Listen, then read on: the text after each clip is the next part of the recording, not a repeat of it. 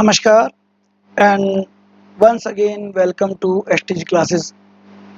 बच्चों, accountancy class 11th हम लोग चैप्टर 1 ऑलरेडी स्टार्ट कर चुके हैं और इस चैप्टर की आज सेकंड क्लास है। इस क्लास में कुछ नए थ्योरेटिकल कॉन्सेप्ट बेटा आज हम आप लोगों के लिए लेकर आए हैं। तो आइए बिना किसी देरी के बेटा स्टार्ट करते हैं। हमारा आज का जो टॉपिक है, जो कॉन्सेप्ट है, that is the objectives of accounting.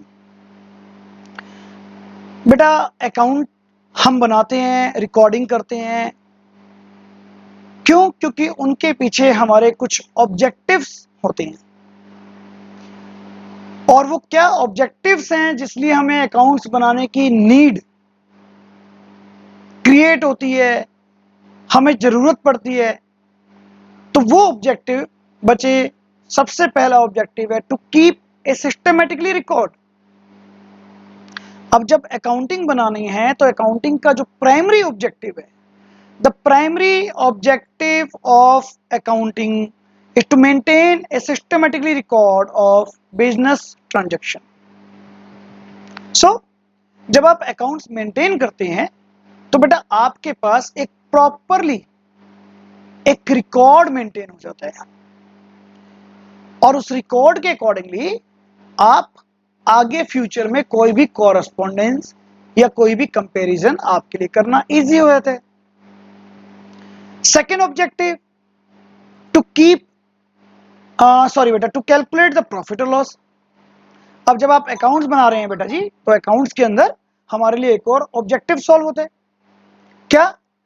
Another objective of accounting to ascertain the profit और loss by the business during the accounting year. For this purpose an income statement और profit and loss account is prepared at the end of the financial year. तो बेटा जी at the end of the year हम लोग एक profit and loss account, जिसे बेटा एक इनकम स्टेटमेंट भी कह सकते हैं, हम लोग मेंटेन करते हैं। और उसके पीछे क्या होता है बेटा? उसके पीछे होता है कि जब हम ये मेंटेन करते हैं तो वहां पर पूरे साल, पूरे फाइनेंशियल ईयर में आपने जितने भी प्रॉफिट्स यानी कि जितने भी रेवेन्यूज लिए हैं और जितने भी एक्सपेंसेस किए हैं उन सबको रिकॉर्ड किया जाता है। और जब वो रिकॉर्ड किया जाता है तो लास्ट में बेटा उसको मैच करके हम लोग कैलकुलेट कर सकते हैं प्रॉफिट और लॉस। अब प्रॉफिट कैसे हमें पता लगेगा? तो हम लोग अकाउंट से कैसे चेक कर सकते हैं प्रॉफिट हुआ? तो बेटा when revenue portion is greater than expenses portion, the result is called profit. And when the expenses portion is greater than the revenue portion, the result is called loss. तो through accountancy we can also find out the profit और loss of the business. Next objective है बच्चे to show the financial position. One of the objective of accounting is to show the financial position of the firm. For this purpose, balance sheet showing assets and liabilities and capital is prepared at the end of the accounting period. तो यहां पर क्या होता है बेटा? आप पूरी एक बैलेंस शीट मेंटेन करते हैं जिसके अंदर पूरा एक स्टेटमेंट होती है कि eight the end of the year आपके पास क्या तो बची है बेटा एसेट्स, और कितने रुपए की बची है लायबिलिटीज एक्सेट्रा, और कितने की कैपिटल। तो ये क्या बताती है? हमारी financial position. And now suppose आपके पास बेटा एसेट्स है, मान लीजिए 20 लाख रुपीज की। अब 20 लाख रुपीज में से बेटा 15 लाख तो मैं कहता हूं मेरी कैपिटल है और 5 लाख मेरी लायबिलिटी है। तो what is mean by that? It means my position is so strong, क्योंकि भाई टोटल 20 लाख में से बेटा 75% मेरा अपना पैसा है। और दूसरी ओर अगर इसी को मैं अपोजिट कर दूं, 20 लाख की टोटल एसेट्स है, 20 लाख में से मान लीजिए 15 लाख की लायबिलिटी है और 5 लाख मेरी capital. So that means my financial position is weak. तो by the accounting we able to know the financial position, right? आपकी फाइनेंशियल पोजीशन को भी अकाउंट्स बताता है। और बेटा next objective to communicate information. अब बेटा हमारा इसमें नेक्स्ट ऑब्जेक्टिव क्या है कि अकाउंटिंग जब बनाते हैं, रिजल्ट निकालते हैं, फाइनेंशियल पोजीशन निकालते हैं, प्रॉफिट और लॉस निकालते हैं, तो ये सारी इंफॉर्मेशन अकाउंट्स के जो वेरियस यूजर्स हैं, जिसको बेटा हम आगे भी डिटेल में पढ़ने वाले हैं अभी, तो उनको कम्युनिकेट की जाती है। जैसे ऑनर्स को बेटा क्या इंफॉर्मेशन दी जाएगी, आपकी फाइनेंशियल पोजीशन ये है सर, आपने इतना प्रॉफिट कमाया। क्रेडिटर को प्रॉफिटेबिलिटी में इंटरेस्ट रहेगा, क्योंकि उसको आगे आपको उधार देना है, तो वो देखेगा अगर आपका बिजनेस प्रॉफिटेबल है तो बेटा जी आपको उधार देगा। एम्प्लॉयज बेटा सैलरी में जो भी इंक्रीमेंट का डिसीजन है मैनेजमेंट कैसे लेगा, after checking the profit. Profit जितना ज्यादा होगा उतना इंक्रीमेंट का स्कोप होगा, राइट। तो इस तरह से बेटा जितनी भी हमारी अथॉरिटीज होती हैं, ये सब चीजें बेटा जितना भी हमारा अकाउंट्स बना है वो सब इंफॉर्मेशन हम कम्युनिकेट करते हैं। तो बच्चे इस तरह से there are so many types, there are so many objectives of accounting. तो अकाउंटिंग को मेंटेन करने से हमारा एक नहीं बेटा मल्टीपल पर्पस सॉल्व होते हैं। इसके बाद बेटा नेक्स्ट क्वेश्चन जो हमारा आता है, what is the difference between the book keeping and accounting, and this question is very very important बेटा। मोस्ट ऑफ दी, अगर आप एग्जामिनेशन पॉइंट ऑफ व्यू से बात करें तो out of the 10 year it repeat around 6 to 7 years, so that is the most important। सो बेटा आपको पहले भी क्वेश्चन में छोटा सा मैंने पोर्शन बताया था, वही यहाँ रिपीट कर रहा हूं कि बुक कीपिंग में हम लोग अकाउंट्स को बेटा रिकॉर्ड करते हैं, और अकाउंटिंग में उस रिकॉर्ड से एनालाइज करके रिजल्ट निकालते हैं। तो यही डिफरेंस है बच्चे बुक कीपिंग और अकाउंटिंग में। है दोनों ही अकाउंटेंसी के अंदर, लेकिन बेटा स्टार्टिंग जो वर्क है, जैसे कि आपने ट्रांजैक्शन को क्लासिफाइड किया, रिकॉर्ड किया, डेट्स इट, तो मतलब उसको मेंटेन करना, वो बेटा बुक कीपिंग वर्क है। और जो कोई भी जूनियर स्टाफ 1-2 महीने की ट्रेनिंग के बाद कर सकता है। लेकिन अकाउंटिंग बेटा जब हमारा जूनियर स्टाफ उस बुक कीपिंग को कर देगा तो फिर अकाउंटिंग स्टार्ट होगी बेटा। क्यों? क्योंकि वहां से रिजल्ट्स निकालने हैं, फिर आप उनको मैच करेंगे, एनालाइज करेंगे, और फाइनली जो रिजल्ट्स देते हैं आप ऑनर को, क्या फाइनेंशियल पोजीशन, उसका प्रॉफिट और लॉस, तो बेटा ये अकाउंटिंग का प्रोसेस होता है। So officially technically what are the difference between the book keeping and according to scope. अगर हम स्कोप के अकॉर्डिंगली देखें बेटा, तो बुक कीपिंग में हम क्या लिखेंगे, it involves recording of transactions of account, it does not cover the preparation of final accounts. मतलब यहां पर हम ट्रांजैक्शन को सिर्फ रिकॉर्ड तो कर रहे हैं बेटा, बट यहां पर हम फाइनल अकाउंट्स नहीं बना रहे। फाइनल अकाउंट क्या होता है मेरे बच्चे? फाइनल अकाउंट होता है प्रॉफिट और लॉस को फाइंड आउट करना थ्रू द इनकम स्टेटमेंट, जो भी ऊपर वाले क्वेश्चन में पढ़ा था, एंड फाइनेंशियल पोजीशन को कवर करना बैलेंस शीट के थ्रू। तो ये सब इसमें इंक्लूड नहीं है, यहां पर हम सिर्फ ट्रांजैक्शन को नोट करते हैं। जबकि अकाउंटिंग में क्या करते हैं बेटा हम? Accounting involve recording, analysis and interpretation of business transactions, it covers the preparation of final accounts. तो अकाउंटिंग में बेटा जो रिकॉर्डिंग है उनको एनालाइज करना, बिजनेस ट्रांजैक्शन को इंटरप्रिटेशन करना, और फाइनली उनसे रिजल्ट निकालना, ये बेटा हमारा अकाउंट्स का काम हो गया। तो देखिए अगर देखा जाए तो सेकंड डिफरेंस भी बेटा यहीं से क्लियर होता है, स्टेजेस। क्यों? क्योंकि बेटा बुक कीपिंग पहले होगा तभी तो अकाउंटिंग होगा। तो book keeping is the primary stage, it is done first, and बेटा accounting is the secondary stage, it begin after book keeping. क्योंकि जब हमारी बुक कीपिंग हो जाएगी तभी हम वहां से रिजल्ट्स को फाइंड आउट करेंगे। Skill in bookkeeping there is no specific skill required, so it does not require the special knowledge and ability, it is done by the clerical staff or junior staff। जैसे मैंने बताया बेटा आप लोग भी अभी 11th class में new student हो, न्यू कॉमर्स बिगिनर हो, तो आप लोग भी बेटा विद इन मंथ रिकॉर्डिंग करना तो आप लोग सीख जाएंगे। बट अकाउंटिंग अकाउंटिंग तो बेटा एक बहुत वास्ट कॉन्सेप्ट है, so it require a special knowledge, ability, it is done by the qualified and senior staff. तो बेटा यहां पर आपको जो है थोड़ी सी नॉलेज गेन करनी पड़ेगी अकाउंटिंग के लिए। तो अकाउंटेंसी हमारा पूरा सब्जेक्ट था, अब अकाउंटिंग और बुक कीपिंग उसके अंदर प्रोसेस है। तो book keeping is the primary process and accounting is the second process. अच्छा अब देखिए एक और डिफरेंस है, इंटरेस्ट। अब इंटरेस्ट का मतलब यहां पर बेटा जो बाहर के लोग हैं, आउटसाइडर हैं, वो इनमें कितना इंटरेस्ट रखते हैं। तो बेटे यहाँ पर बुक कीपिंग में आउटसाइडर को कोई इंटरेस्ट नहीं होता। क्यों नहीं होता? क्योंकि बेटा बुक कीपिंग में आप इंटरेस्ट रख के करेंगे क्या?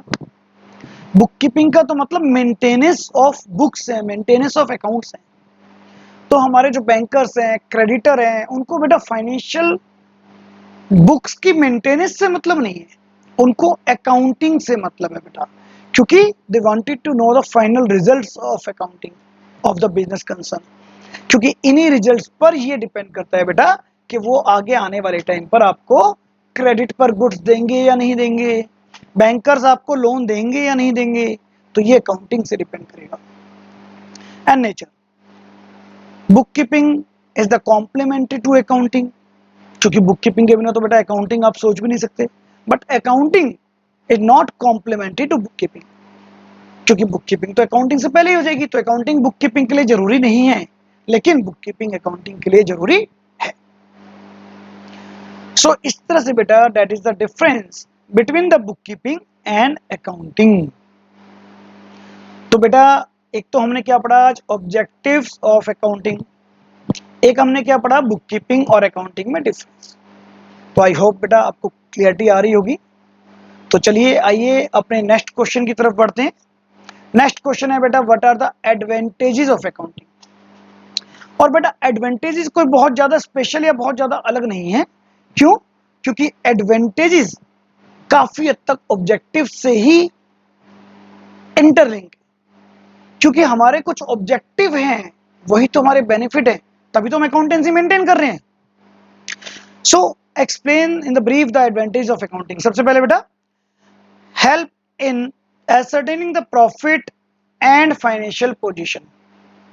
तो सेम वही कॉन्सेप्ट है बेटा, यहां पर भी हम लोग इनकम स्टेटमेंट बनाते हैं, जिससे हम लोग अपना प्रॉफिट फाइंड आउट कर सकते हैं, जिससे हम लोग अपनी फाइनेंशियल पोजीशन फाइंड आउट कर सकते हैं बैलेंस शीट के थ्रू। तो ये हमारे अकाउंट्स का बेनिफिट है। नेक्स्ट बेनिफिट क्या है बेटा, help in managing the business. भाई जब आप अकाउंट्स में रिकॉर्ड बनाएंगे, प्रॉपर प्रॉफिट और लॉस फाइंड आउट करेंगे, तो आगे मैनेजमेंट को अच्छी पॉलिसी बनाने के लिए हेल्प करेगा। क्योंकि बेटा जब आप प्रीवियस रिजल्ट उनके आगे रखेंगे, तो नेक्स्ट टाइम वो देख सकेंगे कि कहाँ वीकनेस थी, किन चीजों को ठीक करना है, कहाँ पॉलिसी स्ट्रॉन्ग बनानी है। तो बेटा मैनेज करने में भी हमारा अकाउंट्स हमारी बहुत हेल्प करता है। Now proof in the court of law. अब देखिए अकाउंट्स में आपने सब कुछ मेंटेन किया है, जितनी भी फाइनेंशियल ट्रांजेक्शन है, तो बेटा जितना भी आपने उधार बेचा होगा, खरीदा होगा, वो सब भी मेंटेन किया होगा, उनके बिलिंग भी मेंटेन किए होंगे। तो इन केस फ्यूचर में अगर कोई डिस्प्यूट हो जाता है, सपोज आपका डेटर है, वो आपको कहता है जी मैंने तो आपको 10,000 देने हैं, बट मैं कहता हूँ नहीं मैंने तो आपसे 20,000 लेने हैं, तो डिस्प्यूट हो गया। या क्रेडिटर से बेटा मेरा डिस्प्यूट हो गया, मेरे अकॉर्डिंगली तो भाई मैंने गुड्स परचेज किया था उधार पर 20,000 का, बट क्रेडिटर शो कर रहा है जी आपने 30,000 का परचेज किया था। तो बेटा उस टाइम पर ये अकाउंट्स जो मेरे पास प्रूफ होंगे उस टाइम के, जो मेरे पास बिलिंग होगी, जो मेरे पास एंट्रीज होंगी, जो मेरे पास बिल रिसीवेबल या बिल पेबल होंगे, वो सब कोर्ट में एक प्रूफ का काम करते हैं बेटा। तो अकाउंटेंसी हमारे लिए एक तरह से डॉक्यूमेंट्री एविडेंस भी है, ये भी बेनिफिट है अकाउंट्स का।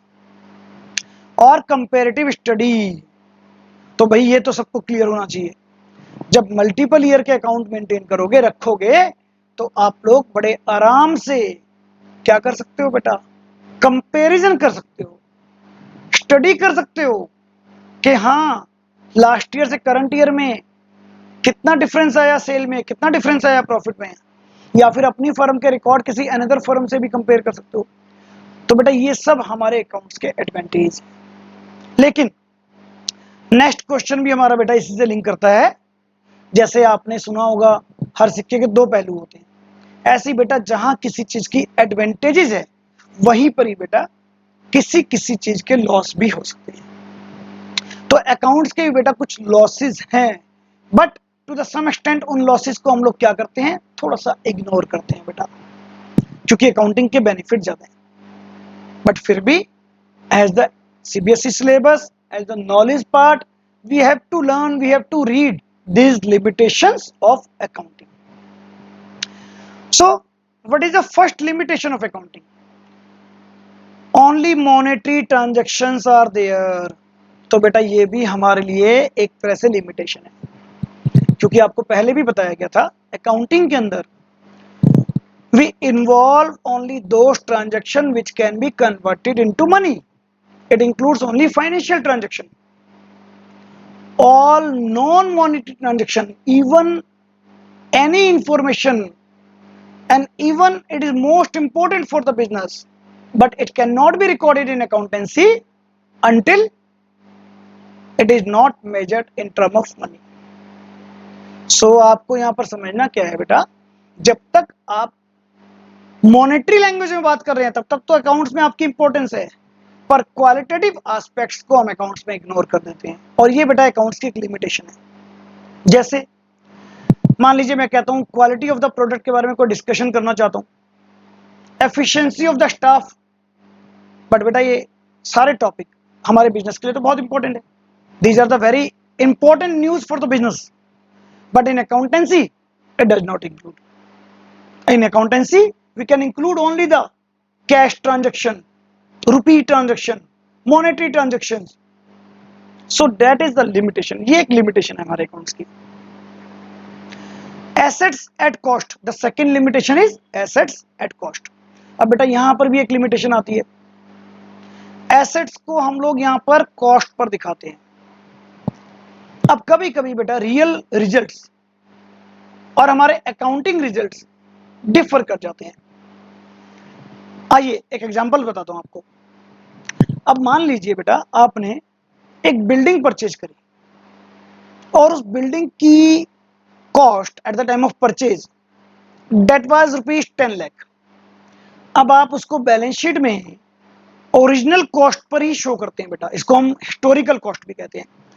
अब बेटा आप 10 लाख रुपीज की बिल्डिंग शो करेंगे, बट हो सकता है कि जब मैंने बिल्डिंग परचेज की थी और आज जब मैं अपनी बैलेंस शीट बना रहा हूँ, अकाउंट्स मेंटेन कर रहा हूँ, 1 साल बाद 2 साल बाद हर बार अकाउंट में बिल्डिंग की वैल्यू में डालूंगा 10 lakh, but it may be possible बेटा प्रॉपर्टी की वैल्यू तो चेंज होती रहती है, सबको पता है, तो उसकी रियल मार्केट वैल्यू क्या होगी आज, इट मे बी 10 लाख की जगह 15 लाख हो गई हो, but that is completely ignore in accountancy. So in accounting हम लोग सिर्फ कॉस्टिंग को मेंटेन करते हैं, मार्केट प्राइस को मेंटेन नहीं करते हैं। Hence financial statement fail to show the real worth of the business. तो बेटा हम ये कह सकते हैं कि हमारे बिजनेस की रियल वर्थ शो नहीं कर रही है अकाउंटेंसी। बुक वैल्यू यानी कि बुक में जो वैल्यू रिकॉर्ड कर दी सिर्फ वो रिकॉर्ड कर रही है। तो मॉनेटरी ट्रांजैक्शन को रिकॉर्ड करेंगे, ये भी एक लिमिटेशन है। एसेट्स को कॉस्ट पर करेंगे, ये भी एक लिमिटेशन है। एंड पर्सनल जजमेंट, ये भी एक बेटा लिमिटेशन है, क्योंकि बहुत सारे अकाउंट्स के प्रिंसिपल्स एंड रूल्स हैं, बट फिर भी काफी एरियाज ऐसे हैं बेटा जहां पर हम लोग अकाउंट्स में क्या करते हैं बेटा, सिर्फ अपनी पर्सनल जजमेंट के बिहाफ पर हम लोग रिजल्ट निकालते हैं। जैसे कि एक मशीन की लाइफ कितने ईयर होगी, प्रोविजन फॉर बैड डेट्स, पैसा डूब जाएगा कितने % अप्रोक्स, तो ये सब बेटा हमारी अपनी पर्सनल जजमेंट होती है। और ये जजमेंट बेटा एक अकाउंटेंट की जजमेंट सेकंड अकाउंटेंट से डिफर हो सकती है। अब जिसकी जजमेंट, जिसका यहाँ पर अगर देखा जाए तो फोरकास्टिंग बेटर हुई, ठीक हुई, तो बेटा वो तो हम लोग मेंटेन कर सकते हैं, ठीक है ना, वो तो हम लोग मेंटेन कर लेंगे। बट होगा क्या बेटा, जिसकी प्रिडिक्शन ठीक नहीं हुई वहां पर रिजल्ट क्या आएंगे, मिसलीडिंग रिजल्ट आएंगे। तो ये भी हमारे अकाउंटेंसी की बेटा एक बहुत बड़ी कह सकते हैं कमी है यहाँ पर। नेक्स्ट है बेटा विंडो ड्रेसिंग। अब भाई आप लोगों को ये बता दूं बेटा स्टूडेंट्स कि ये अलग से क्वेश्चन आता है और बहुत अच्छी तरह इसको प्लीज लर्न कर लीजिएगा आप लोग। So that is the most important question in your syllabus. What is mean by window dressing, बेटा बहुत ज्यादा इंपॉर्टेंट क्वेश्चन आता है कई बार ये। तो विंडो ड्रेसिंग को आपको इंडिविजुअली चेक कर लेना चाहिए, क्योंकि बेटा जी आपको ये इंडिविजुअल करना आना चाहिए क्वेश्चन, ठीक है ना। अब विंडो ड्रेसिंग भी एक लिमिटेशन है हमारे अकाउंट्स की। It means manipulation of accounts in a way so as to conceal the vital fact and present the financial statement to show the better position than what it actually is। हमारे business की financial position बेटा जो actually है उससे ज्यादा better आप show करने के चक्कर में मैनिपुलेशन करते हो। जैसे विंडो ड्रेसिंग का मतलब क्या है बेटा, विंडो पे अगर आप कर्टेन डाल देते हो, पर्दा डाल देते हो, तो बेटा विंडो ड्रेसअप हो जाती है। अब विंडो ड्रेसअप हो गई तो बाहर से सब कुछ अच्छा दिख रहा है, हाँ जी ड्रेसअप विंडो है, पर अंदर चाहे कितना ही कूड़ा आपने भर रखा हो। तो वही चीज बेटा यहाँ पर है विंडो ड्रेसिंग, मतलब बाहर से अकाउंट सेटल कर दिया आपने, debit and credit side total कर दी, टैली कर दी, दोनों का टोटल सही आ रहा है, बट इंटरनली बेटा आपने मैनिपुलेशन कर दी। तो कई बार क्या होता है, जब कंपनी को अपने शेयर होल्डर को, अपने इन्वेस्टर को अट्रैक्ट करना होता है ताकि वो पैसा लगाएं, तो बेटा ऐसी मैनिपुलेशन कुछ कंपनीज कर जाती है, तो इसे हम कहते हैं विंडो ड्रेसिंग। तो हमारे बिजनेस की जो एक्चुअली पोजीशन है बेटा, हम उनसे ज्यादा अच्छी पोजीशन को दिखाना चाह रहे हैं एक तरह से, राइट। तो that is the concept of window dressing. 4 question हो गए बेटा, क्वेश्चन नंबर 5, 6, 7, 8। तो आज के ये 4 क्वेश्चन बेटा यहीं पर समाप्त होते हैं, कंप्लीट होते हैं। अब आप इन 4 क्वेश्चंस को लर्न कीजिए। In the mean time next video में मैं फिर आपके लिए बेटा इसके नेक्स्ट 4 क्वेश्चन लेकर आऊंगा, और होपफुली नेक्स्ट वीडियो में तो हमारा चैप्टर फिनिश हो जाएगा। फॉर बेटर अंडरस्टैंडिंग आप इसको रीड कीजिए, साथ में लिसनिंग कीजिए, और फिर बेटा छोटे छोटे नोट्स में इनको बनाकर भी लिख के देखिए। So till next video, till next lecture, good bye student. फिर मिलते हैं एक बार अगले वीडियो के साथ। Thank you very much.